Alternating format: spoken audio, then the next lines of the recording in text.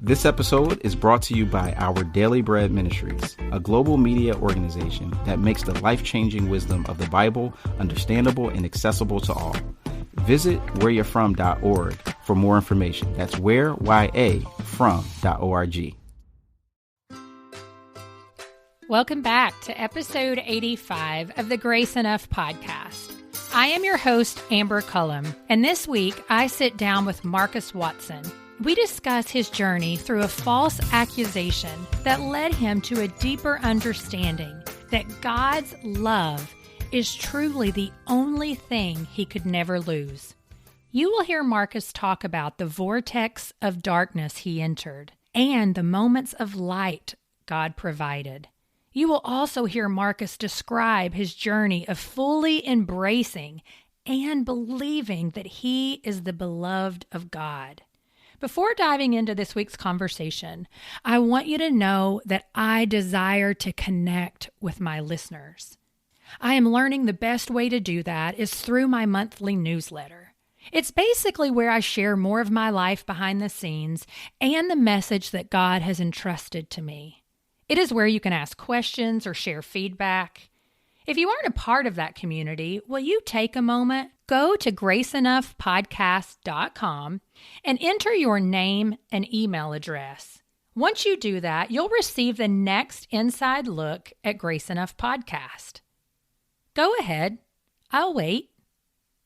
Now that you're back, let's begin episode 85 with Markus Watson, Betrayed and Beloved. Well, good afternoon, Markus, or maybe it's morning kind of for you. Yeah, it's 11, just after 11. Oh, me. yeah, so that's still morning. late That's morning. right. Yep.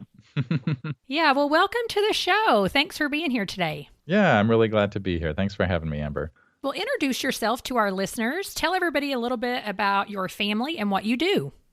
Okay, so I live in San Diego, and I've been here about 13 years. I have a wife and 3 kids, 15, 13, almost 13 this month, and 8, and they're a lot of fun and sometimes challenging, but always great, and I love them. That's right. Said every parent ever. That's right. But, you know, and it's fun with the older ones now because the conversations get more interesting and deep. And yesterday, you know, I was talking with my 15-year-old about the Enneagram. Oh, yeah. and what do you think my friend is? He's an 8. And man, he's an 8. But which your is the son challenger. Is? My son is, Oh, yeah. I know what an 8 is. We have questioned my 10-year-old already. I'm like, I know I'm not supposed to label you, but I am pretty sure you're an 8. Yeah, and I didn't know the Enneagram when he was younger, but I'm like, man, he is nothing like me. Like I'm a 9, which is the peacemaker, right? Yeah. Yeah. And I'm like, he is so different than me. I don't know what to do with this. And then when we realized, oh, okay. And it was funny. He was maybe 14. So maybe about a year ago, we said, Micah, we think you're an 8. And then we had him read the description, and he's like, oh my gosh, it feels like they're reading my mind. He's like, yesterday he was telling me all these, like when I read that, I felt like they were exposing secrets that I didn't want anybody to know about me in terms of how I feel and think on the inside. Well, that's the thing. They say you're not supposed to label people with the Enneagram, right. But man, it's so hard when you're, particularly with family members, because my mother-in-law constantly struggles to know what she is. And I'm like, you're totally a 5. And the fact that you said that makes me know even more that you're a 5. Yeah, right. It's a great tool, I think, just to help understand people and to know, okay, this is just kind of how they're wired, you know? That's right. I don't have to get annoyed, you know? Yes. I can just respond. Yeah, that's what I've said a lot. Like it really increases your empathy for people who are just different than you. Yeah. That's great. I love it. So anyway, that's my kids. That's my family. I'm a pastor. I currently serve a small church in the Imperial County, which is kind of agricultural Southern California. I live in San Diego. I commute about 2 hours. Wow. Part-time. So I'm out there a couple days a week and then work from home the rest of the week. But they're a great little congregation. The town of Westmoreland is very poor, lots of food insecurity. And so it's pretty cool. They have a great food pantry ministry that does a lot of good, and just really grateful to be a part of that. So yeah, and then I've got a podcast, Spiritual Life and Leadership, and that's a lot of fun to do too. That is a lot of fun. And I mean, you're an author now. Right. Yeah. I just wrote a book called Beyond Thingification, which, and then subtitle, Helping Your Church Engage in God's Mission. The idea being, I think a lot of times people in general, but we tend to objectify others and pastors and churches just as much as anyone else, where we thingify people in our congregations. Oh, they become attendance numbers or giving units, and people in the community become potential attenders, right? As opposed to people who are, struggling with real things, and God is doing things that we may not be aware of. So anyway, getting beyond that kind of thingification involves letting go of our own agendas and just becoming aware of what is God already doing in people's lives, in our community, and then just getting involved in what God is already doing. Yes. It's interesting because I feel like I've definitely never met someone who grew up in Los Angeles, yet was a pastor's kid. I think I can get the stereotype of, there are churches in Los Angeles. That's so narrow-minded, I know. But tell us a little bit about that, just childhood, growing up as a pastor, a little bit of your faith journey with that.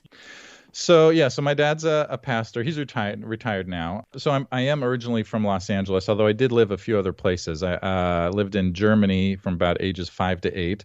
My mom's German, and so we spent a few years there.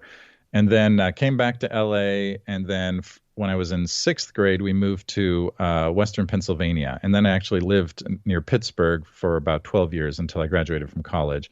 And then back to LA. And, LA is unique, but I love it. It's a great city. And there are lots and lots of Christians, and it's much more diverse than anybody thinks. Sometimes right. So you've got conservatives and liberals and progressive and whatever, all across the board, politically, theologically, everything. And lots of mega churches in Los Angeles. I mean, that's where, Saddleback is. That's right. Rick Warren, Erwin McManus, Mosaic. I don't know if you're familiar with that one. That's in LA. So anyway, lots of big churches. I wasn't a part of that world. I was, my dad's Presbyterian. I'm Presbyterian, which is, it's not mega church. Right. But, I grew up with faith, grew up believing in Jesus. And my mom tells me that when I was like 3 or 4 years old, during my bedtime prayers, she said that you prayed, tells me, Dear Jesus, I really, really, really, really, really, really, really, really, really, really, really want to be your child, And she says, I think that's when you became a Christian. I was like, yeah, okay. And then 75 more times after that, right? That's right. Every summer at church camp. That's right. Well, and so then what happened was so I grew up, believing in God, believing in Jesus. When I was 12, we went to a Billy Graham crusade. And so so I went forward at that thing, not because I didn't think I was already a Christian, but because I kind of wanted to make that decision at an age that I could remember it. Mm-hmm. And so that was kind of a milestone for me. And then, junior high and high school, I was the good Christian kid in school and in youth group. And I would be judgmental towards those kids who would listen to secular music, and shame on them. Yeah. That was me, Marcus. Uh-oh. Yeah. And so anyway, so that was good. I mean, that was what it was. I was certainly growing in my faith during that time. But then in college is when I really started to grow in my faith. I got involved in Campus Crusade for Christ. Mm-hmm. They call themselves Cru these days. It was transformative for me. Same. I learned how to share my faith. I learned how to lead a Bible study. Mm-hmm. I learned how to give a talk, and found I really enjoyed doing that, and that was pretty great. And I still have some great friends from that time that I haven't seen personally in a long time, but we still communicate on Facebook and all that, Yeah, so my very best friends from college. I was just on a walk today with our women's director from our church, and her daughter just went to college. I mean, they just dropped her off this weekend, and we were just talking about those emotions, but then also how excited she is. And, what great opportunity is for campus ministries. Because people she was saying her daughter can't even go up and visit the floor above. Like you'll get written up. But I said, college ministries, they can just meet out in a big field and, people are dying to love on you. And so I said to her, I'm like, that's what God used college ministry to change my life. It's where, you're with all your peers. The peer pressure is just different if you're with, other believers. And it just changed my life. Yeah, I'm with you. Yeah, 100%. Well, and now you were at Western Pennsylvania, Grove City, right? I remember hearing this on Eric's podcast. Right. Oh, yeah, right. My husband went to Grove City his first year of college. Oh, okay. And then blew out his knee playing football. So he came back to Kentucky. But we have some friends from Tampa whose kids are at Grove City right now. So I know all about Grove City. Well, yeah, that's right. That's where I lived. And I was going to go to Grove City College. Turns out I was a communication major. They canceled that major like the summer before I started. So I switched over to Slippery Rock University, 15 minutes away, which is a real school. I was ready to say, I've not heard of that one, but it's a real school. It gets joked about, but it's a real state school, and I got a real diploma. Well, and so you were involved in campus ministry, but you still always had this desire to make it in Hollywood. Yeah, that's right. So, kid, I wanted to be a movie star. And as I got older into high school, I was like, no, I want to be a movie director, And that was my dream. I remember when I was a little kid, I would pray, "Dear Jesus, please help me to be able to become an actor while I'm still a kid." I wanted to be a child actor. Probably healthy that I didn't. Statistics definitely play out in that one. Yeah. And my parents were like, keep praying for that, We won't be pursuing that anytime soon. That's right. But anyway, after college, so my dad, who was a pastor at the time, took a position as a pastor in a church in Los Angeles again. And so he made some connections. I got an internship out there through someone. I got to work on a couple of TV shows, a couple of music videos. I got to work on a Muppets music video, which was super fun. Yeah, I got to meet the guy who does Gonzo just in the lunch line, which was super fun. And everybody knows who that is, right? Kids, adults. Like if you don't know who Gonzo is, where have you been? Yeah. And so it was him and it was Frank Oz who does Miss Piggy who were there. They were the two puppeteers there for that day. And it was so fun. They were doing a music video and they did some like a promo in between where the puppets were talking to each other. But between takes, the two puppeteers did not talk to each other. The puppets continued to talk to each other. So it was like, hey, maybe next time you should say this, I'm like, this is so awesome. That is so cool.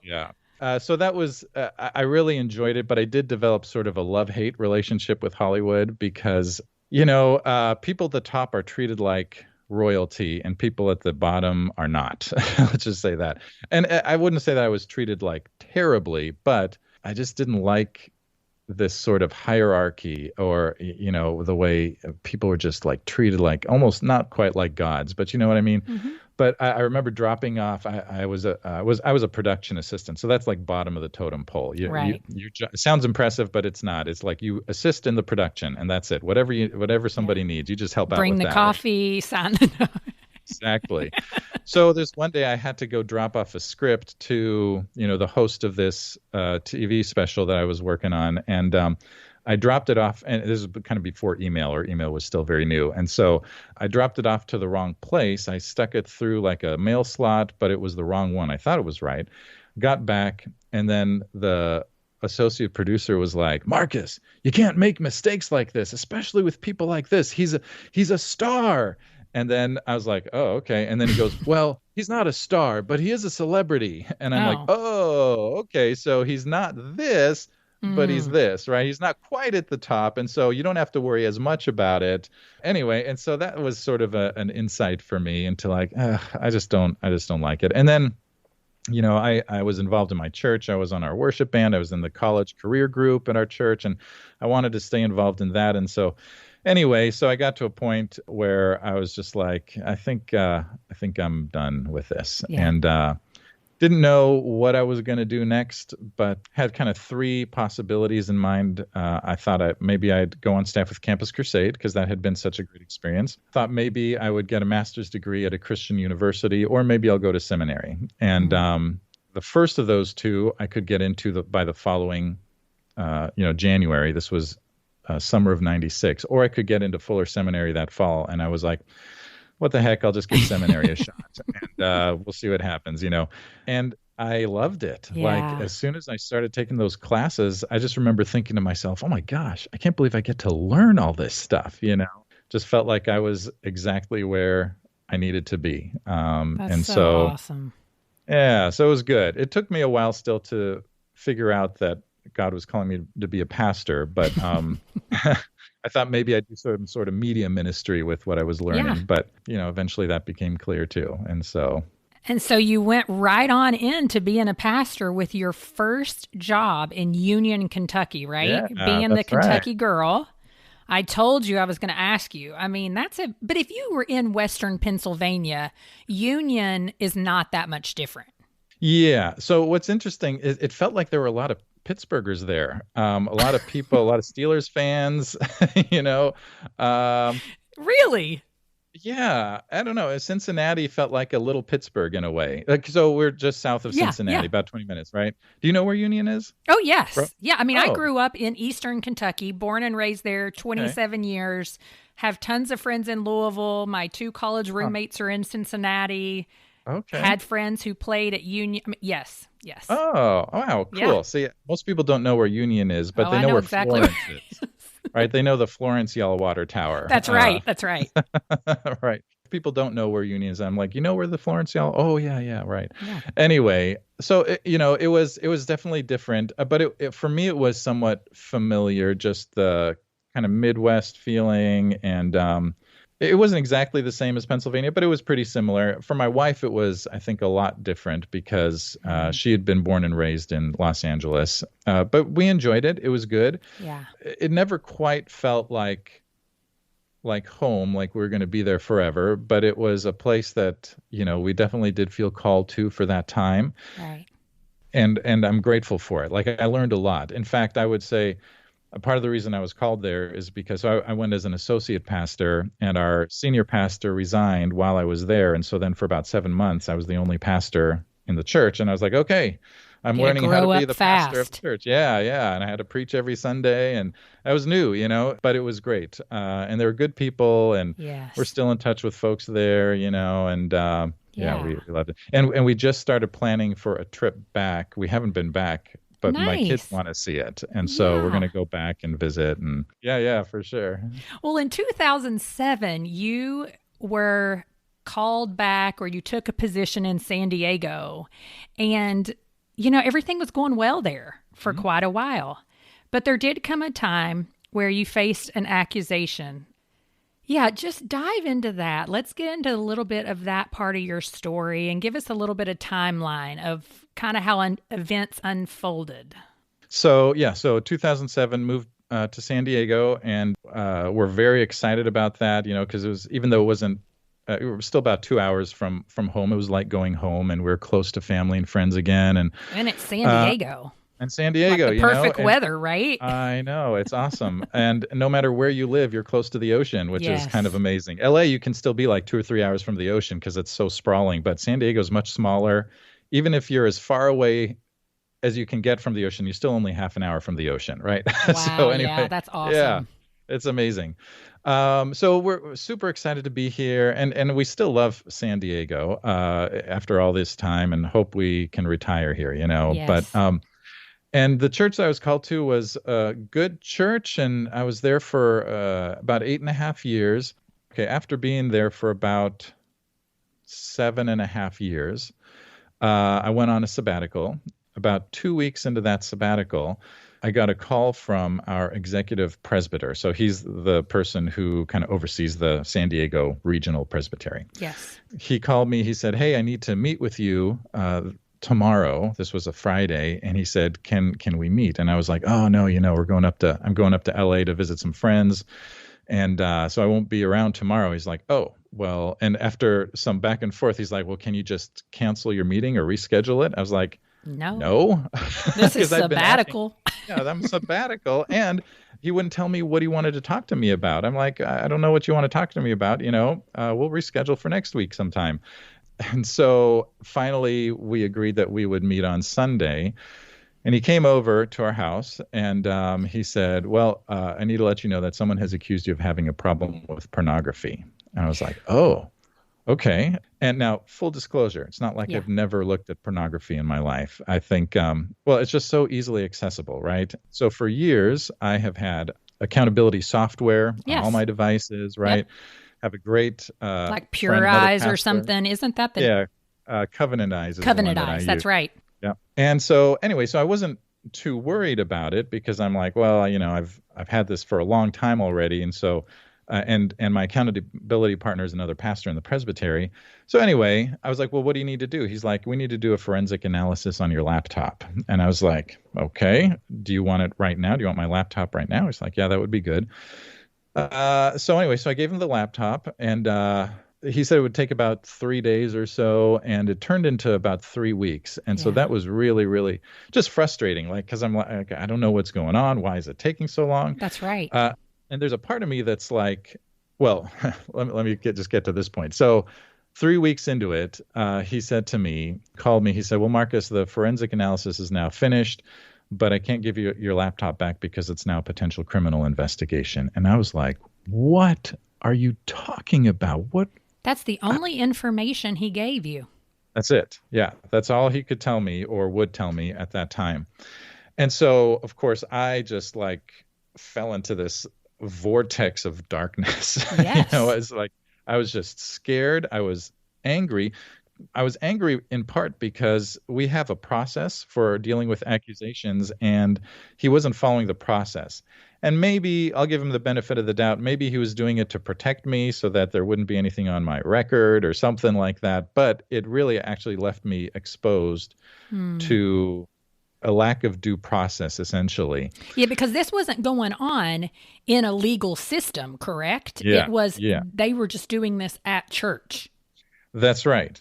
In our denomination, there's a process. If someone has allegations against anyone, a pastor or an elder or even another church member, they go and they bring those allegations. And then we have a process where there's an investigative committee to determine if there's legitimacy to the accusations. And then if they determine that there is, then there's a trial and all of this. And none of that was happening. He just said, we need to do a forensic analysis on your laptop, right? And so it was this sort of secret behind the scenes, under the table investigation that was happening. And so that left me feeling totally vulnerable and in danger. And of course I was thinking, did somebody plant something on my laptop? Unfortunately, the guy who was our tech guy had become somewhat of a nemesis to me at our church. And I was like, did he put something on there? The last time he did an update on my laptop or whatever. And so anyway, so I was scared. And it was just a really, really dark time for me. I had a few points of light in the midst of that darkness. So one is my friend Kevin, who was my accountability partner, and he really went to bat for me during that time. He would make phone calls for me. He would write emails for me. He had meetings for me. He and another pastor in our presbytery met with our executive presbyter and said, just stop doing it this way. We have a process. Let's do it the right way. And our executive presbyter, he's like, no, my advisors have told me I'm doing it the right way, or this is what I should do. And anyway, so I did have Kevin and one other, at least for a time, who really went to bat for me. And I was so grateful for that. And Kevin helped not only in terms of this procedural stuff and going to bat for me, but also just sort of as a friend. Yeah. And he would, text me, call me every other day or so. How you doing today? Take me out for drinks or whatever. And we would, he just made sure I knew that I was cared for, and that meant a lot to me. Well, and I have to ask you this because just being on like the other side, we automatically assume that people are guilty. Yeah, right. I mean, we assume that. So I'm just wondering for you, what was that like being in this place and just thinking, does everybody around me think that I'm doing this? that was a huge fear for me. So far, at that point, not too many people knew about this, but I was afraid that as people began to know, that there would be an assumption that I was guilty. And I do know that there were people who just assumed that I was guilty, and that eventually led to, I'll get to there, but it eventually led to me being voted out of the church. I don't even know how to express it, but it made me terribly sad and angry, and I felt betrayed. And I was afraid of how the world would perceive me, right? Absolutely. I had another moment, which was a moment of light, but also darkness. It's interesting how in these situations, it's like light and darkness together, right? And somehow God works through that. But I had this moment where I did a lot of praying. I did a lot of spending time in scriptures because I was on sabbatical and I had the time for that. Actually, thankfully. Yes. I had just spent some time probably in a psalm or something, and probably a psalm of, Lament. Lament, yeah. I spent a lot of time in Psalms of Lament during that time. I was like, oh yeah, this is exactly how I feel right now. That's exactly why those are in there. Absolutely.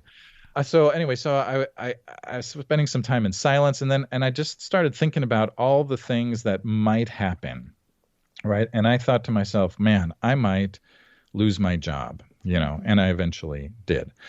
But then I thought, man, I could lose my ordination, right? I could lose my reputation in that, people might look at me and say, oh yeah, Marcus, we remember him, don't want to be like that. A sort of a pariah, in our presbytery or in this anyway. And then I thought, and then my mind just started going further and further, and I was like, man, I could lose my family if it looks like I'm guilty in some way. And I don't think I actually would have, but in those moments, you go to these worst case scenarios. And then I thought holy cow, I could become a registered sex offender. And everyone would always assume this thing about me that isn't even true. And then I thought I could go to prison. And so then I had this picture in my mind of me just sort of sitting in a prison cell, having lost everything, right? My job, my ordination, my family, my reputation, everything. And then it's like, I just heard God say, but Marcus, yes, you might lose everything, but you will never lose my love for you, right? That's the one thing that no one can ever take away from you. And that was an utterly transformative moment for me, because it's like I understood God's love in a way that I had never understood it before. I always knew that God loved me unconditionally, right? Of course. And I taught that and I preached it. And but it's like in that moment, I was like, oh, now I get. And thank goodness I didn't have to actually experience all those things. But it felt like in that moment I was kind of experiencing those things. And anyway, so it just made the love of God so much more real for me. And then, other things that brought to life God's love for me during that time. Again, my friend Kevin, who was really just faithful to me. And I remember driving home from hanging out with him one day and thinking to myself, or just kind of talking to God and saying, Lord, he doesn't have to do this. Like, he doesn't have to, like, he's given up a lot of time and energy. And it sort of revealed to me this sense that I had in myself that, I kind of feel like I don't deserve for people to love me, and so I had to retrain myself. I went to the beach the next day, and I like to surf. I'm not good at it, but it's fun. So a lot of times I just sort of sit out there on my board. That's how I feel with running. Yeah. Oh, okay. Good. I like to do it, but I'm not good at it, and it is painful. Right, yeah. But I was sitting out there, and I was like, Lord, I just need what came to me was I realized that whenever so I'd been telling myself for 30 years, whenever I sinned in whatever way or needed to confess a sin, Lord, I don't deserve your love, I would say, right? And it occurred to me, I was like, holy cow, I've been telling myself for 30 years, Lord, I don't deserve your love. And by extension, it's like I believed in some ways that I don't deserve to be loved by anybody, right? And so I just sat out there and I just repeated over and over again, Lord, I deserve your love. Lord, I deserve your love. And I don't mean to say that I've earned God's love, right? Right. We don't earn God's love, but I'm worthy of God's love because I'm a child of God created in the image of God, right? Just by the very fact that I'm a human being, I'm worthy of God's love. But I had to use the language of deserve because that's what I was trying to unteach myself, that in some way I didn't deserve it. So I was just repeating that, and then that's when I also realized, and I believe, that other people, that I don't deserve to be loved by others. And so I just started repeating over and over, Lord, I deserve to be loved. I deserve to be loved just by people in general. Because what this experience was sort of reinforcing for me was that I don't deserve to be loved, That's right? right. Because I'm not, why am I not getting due process? Some other pastor from some bigger church maybe, might be getting due process, but I'm not. Why am I not? Why don't I deserve due process in this? And so I just had to tell myself, I do deserve to be loved. I do deserve to be loved. So, that was part of the process. I will say another moment of light, of goodness in this was when I met with an attorney.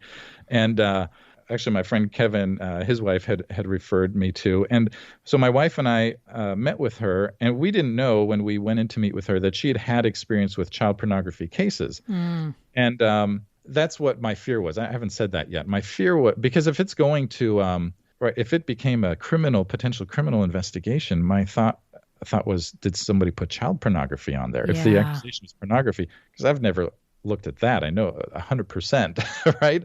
So I knew I hadn't put it on there, but had someone else put it on there. That was a fear. Yeah, because at this point, you still don't have your computer. I still don't. I don't. And I have no idea what's going on. And so we met with her, and she, we talked for about an hour, and she was asking questions. She was painting a really bleak picture. If you're guilty, they're going to come to you at 4 a.m. and bang on your door and put you under arrest. I'm like, holy cow. And then after about an hour, she said, well, I can tell you're not guilty. And I was like, oh, how can you tell? She said, well, you're not asking the right questions. If you were guilty, you'd be asking, how much time am I looking at? What's our defense going to be? And you're just asking about when you can get your laptop back. I was like, oh. It was like this somebody's on my team. Yeah, it's like she understands. Somebody knows. Somebody can see what's really going on here. And that was just a huge gift, both for me and my wife. I mean, both of us. Well, that's something I want to ask about, too. This whole thing is going on with you, but what in the world? I mean, I don't want you to speak for your wife, but I mean, how is your family dealing with this? Because the reality is it's a stress on everyone. Yeah. So my kids didn't know what was going on. Well, they were still pretty young, right? Still pretty young. Yeah. And I actually still haven't told them the whole thing. You know, my older ones, my oldest, I wouldn't mind telling him sometime in the next year or so, probably. But it was definitely stressful, and it created a lot of trauma for both of us. I mean, in some ways, it brought us together. Mm-hmm. And then in some ways, I wouldn't say it kept us apart, but it just created anxiety. You know, it's just there was an anxiety in, I don't want to say in our relationship, but just around our life at that time, mm-hmm. right? And it just, so when there's anxiety, it just creates tension. But the way that I often think about it is that is so often the way the enemy works. He wants to bring in a question of, now your wife is saying, I think that I believe 100% that Markus didn't do this, but what if? Right, exactly. That's exactly it. And so when that lawyer said, I can tell you're not guilty, I think for her it was like, oh, okay, good. I can kind of set that. And so that was a gift from God, right? That's right. And so I think after that, both of us were able to move through it with a little bit more peace. Yeah. That was after maybe about 5 or 6 weeks. And so we'd been through a lot already. Yeah. Well, how long did the whole process take? And kind of tell me how it wrapped up at the end. The worst of it was about 3 months, 10 weeks, something like that, because it started about 2 weeks in my sabbatical. It was a 12-week sabbatical.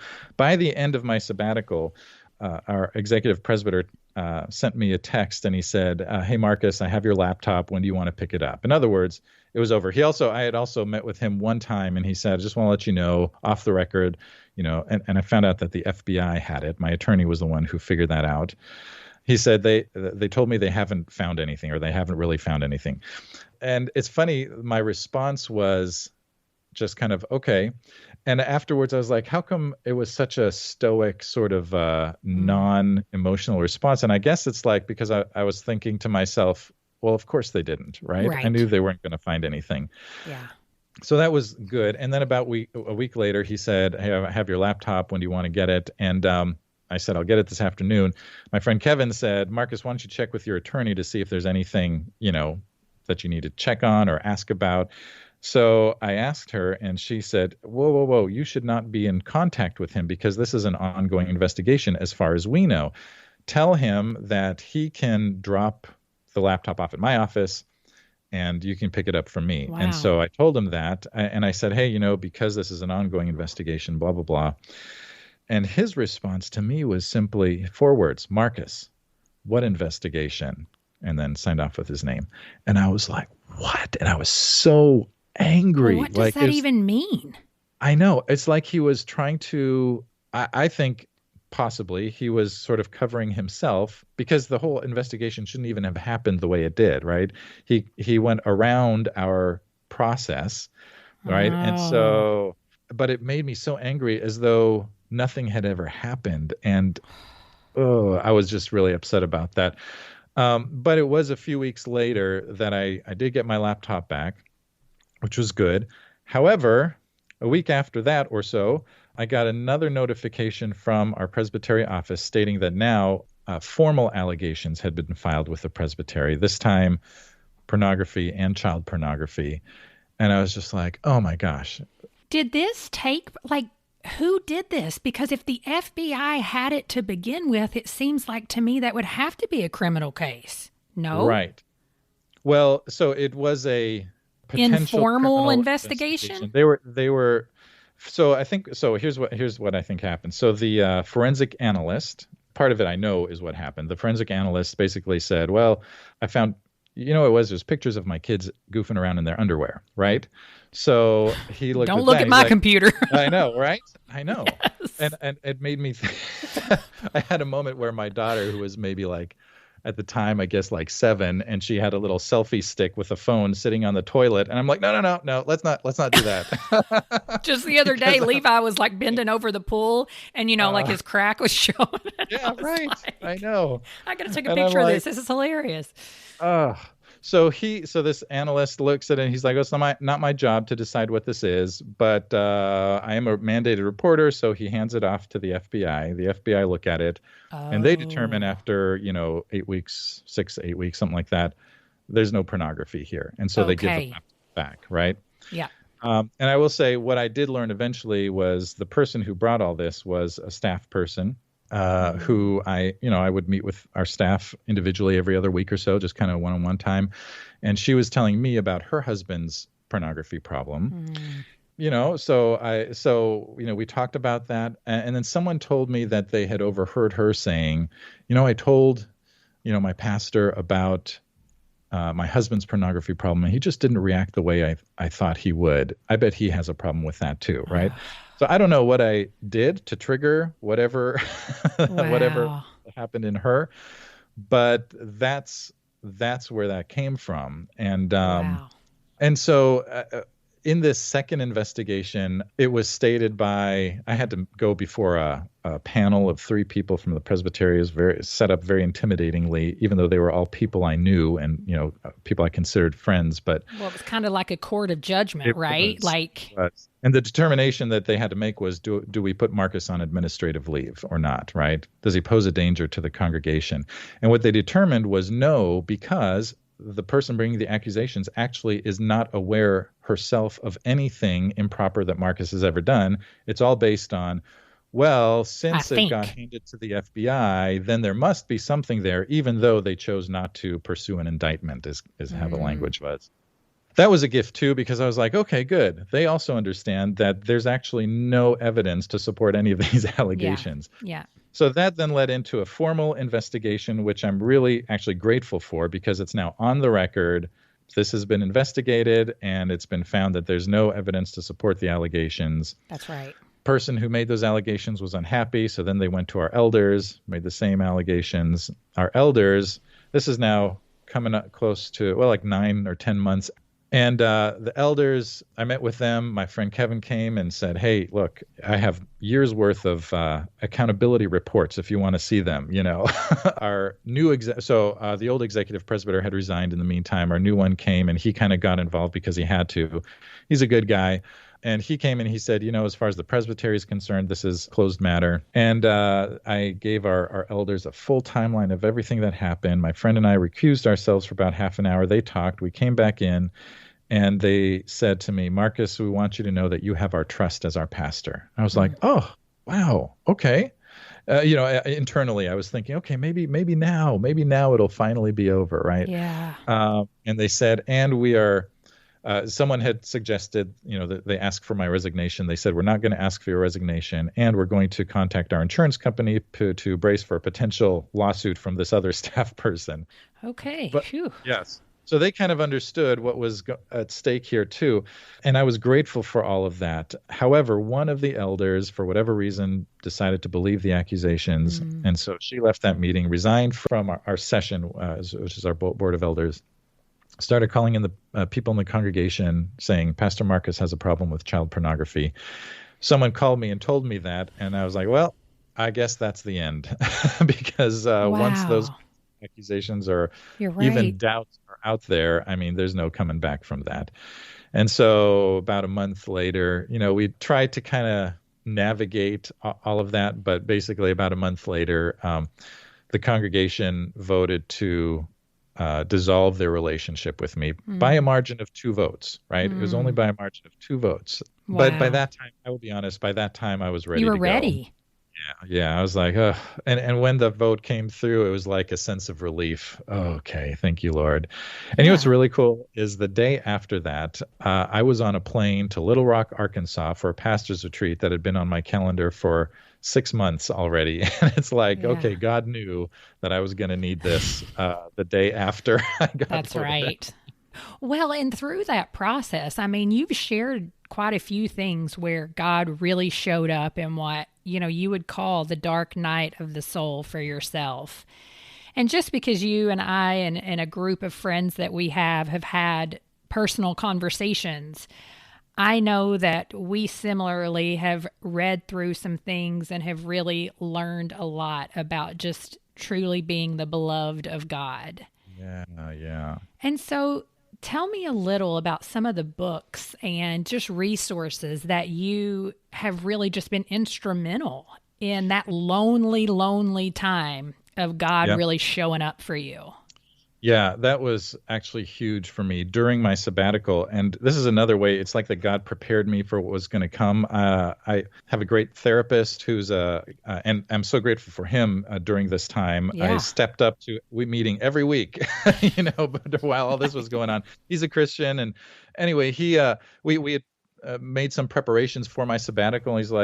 He recommended some of these books that I was reading. And so, for instance, Henry Nouwen, Life of the Beloved. Yes. Amazing book just about our belovedness. And one of the things that he says is, once you discover yourself to be God's beloved, it's like all you want is to tell everyone else or for everyone else to know that they too are God's beloved. And I was like, oh yeah, that's why. So after all this kind of, even while I was still in the middle of it, after my sabbatical and went back to church, it's like I was in a place spiritually where I could preach and could talk about God's love, even though it was still kind of happening. But that book was transformative for me and helped me to really think about and focus on the love of God during this time. Abba's Child by Brennan Manning was a great one.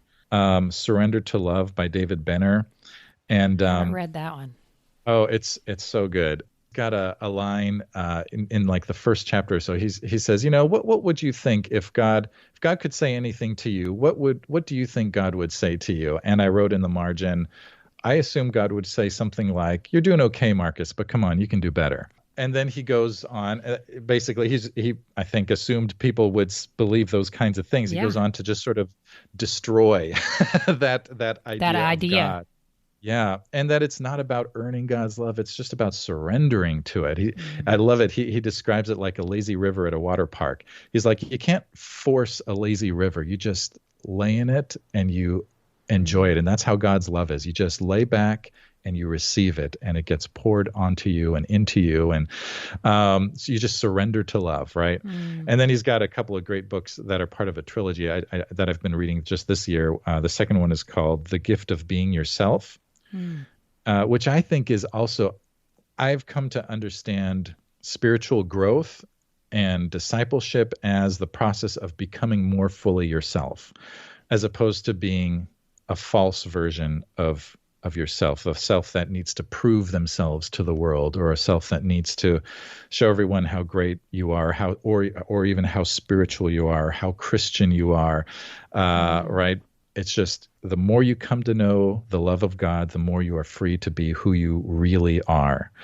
And then the third one is called Desiring God's Will, and I'm actually reading that one right now, and it's just about allowing God's will to become your will, that you want the things that God wants. But Surrender to Love during that time was so good. Oh, and then the one about the prodigal son by Henry Nouwen, The Return of the Prodigal Son, that's what it's called. Oh, okay.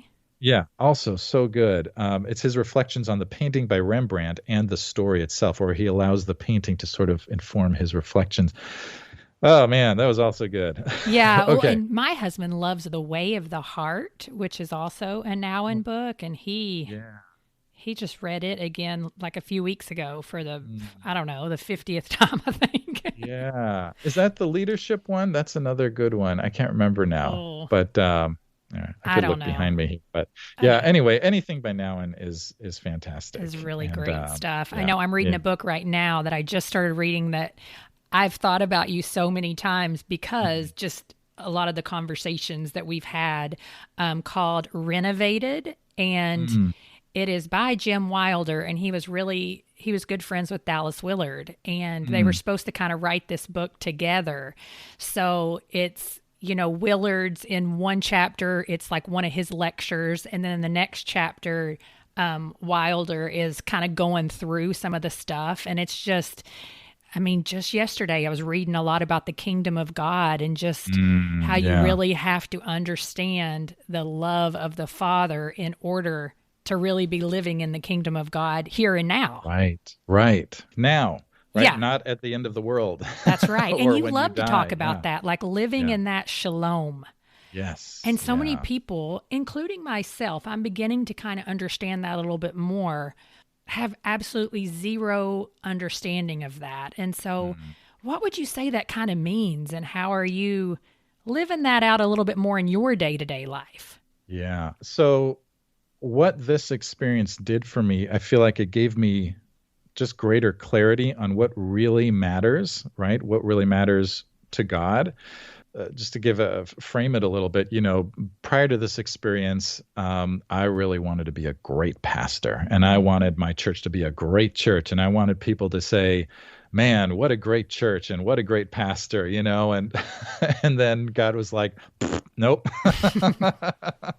And it just kind of broke all of that unhealthy and egotistical sort of desire in me. And it's not that I never, it's not like that never creeps back in, but nowhere to the extent that it did before, And so what's become clear to me is that, God isn't interested in having big churches. God isn't interested in having, successful ministries. What God is interested in is restoring shalom in the world, in making the world that he intended it to be from the beginning, right? That world that we see in Genesis 1 and 2, where all creation lived together in harmony, right? And there was no shame. People felt safe with each other.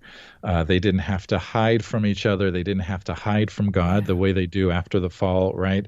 They don't have to cover themselves. And covering, is in some ways metaphorical, right? It's not they covered themselves with fig leaves or put clothes on, but they hid themselves. The hiding. They hid themselves emotionally and spiritually and personally from each other and from God. And I think what God wants is just for that full restoration of wholeness for all of creation, right? And I think of the brokenness of the world kind of in four kinds of relationships. There's brokenness between us and our relationship with God, right? And so that's part of what salvation is to restore that relationship.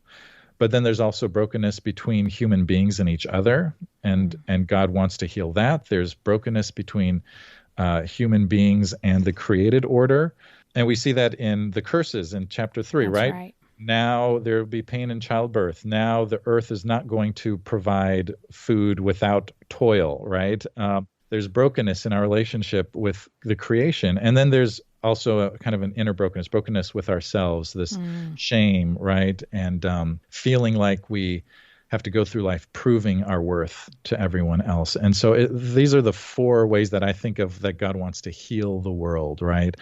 And so my job as a pastor, I think now, and not just as a pastor, as a human being, right? As a father, just as a neighbor, as whatever, as a husband, my job is to just restore the shalom that God wants. And by shalom, right, it means peace, but it's not just absence of hostility. It's this comprehensive well-being, right, where everything is as it was intended to be. And so, right, so in my marriage, my job is to bring shalom into my marriage. In my parenting, my job is to bring shalom to my kids' lives.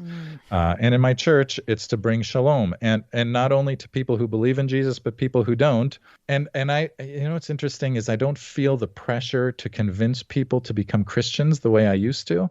It's just, I just want them to know that they're God's beloved, and God will do the rest. And it's not on me to try to get them to pray a prayer or get to the end of the 4 spiritual laws or whatever, which is a great tool. It's a great tool, but I don't feel that pressure like I used to. I just want people to know that they're God's beloved. And the more that people really understand that, I think the world becomes more the world that God wants it to be.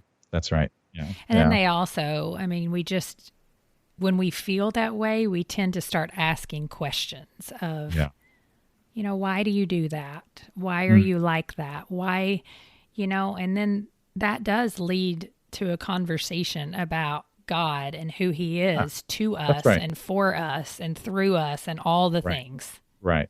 It does come back to Jesus. It does. Eventually, right? Because he's the source of shalom, right? He's the source of healing and wholeness in all 4 of those kinds of relationships, right?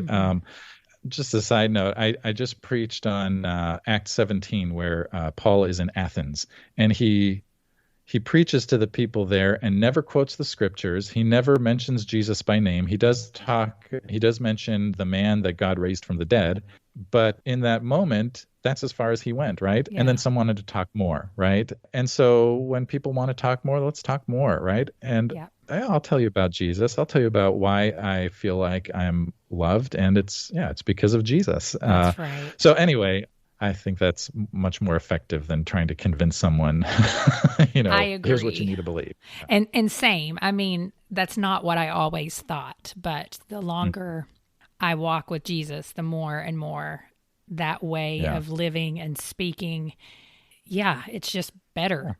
Well, as we go ahead and start closing out, tell everybody the name of your podcast and book one more time. I know we told everyone at the beginning, but just where people can find you.